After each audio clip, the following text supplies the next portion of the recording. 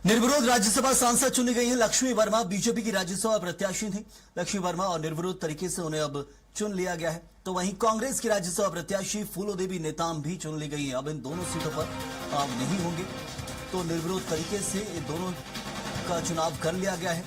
सर्वसहमति के साथ दोनों को चुन लिया गया है। अब इसमें जो चुनावी प्रक्रिया है वो नहीं होगी। और हमारे साथ हमारे सहयोगी दिलीप साहू लगातार बने हुए। दिलीप, 2 सीटें खाली हो रही थी और दोनों पर निर्विरोध तरीके से चुन लिया गया अपने अपने प्रत्याशी को।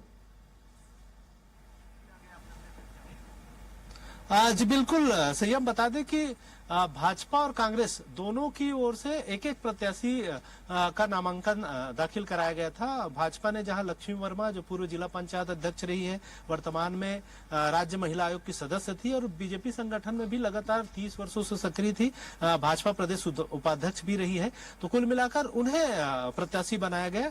और इसी तरह कांग्रेस की बात करें तो कांग्रेस ने फूलो देवी नेताम को प्रत्याशी बनाया, जो पूर्व में भी राज्यसभा सांसद रही है और लगातार 32 सालों से कांग्रेस में सक्रिय है, महिला कांग्रेस की अध्यक्ष है, प्रदेश अध्यक्ष है।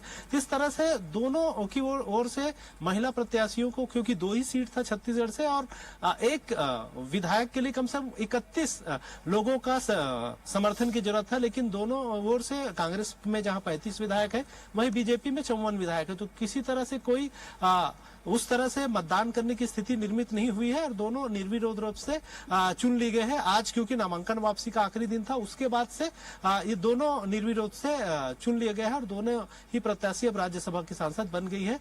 बीजेपी से लक्ष्मी वर्मा और कांग्रेस से फूलो देवी। किसी प्रकार का कोई विरोध नहीं था, क्योंकि जो सीटों का आंकड़ा भी आप बता रहे हैं उससे हम समझे कि कोई विरोध किसी प्रकार का नहीं था दोनों दलों का।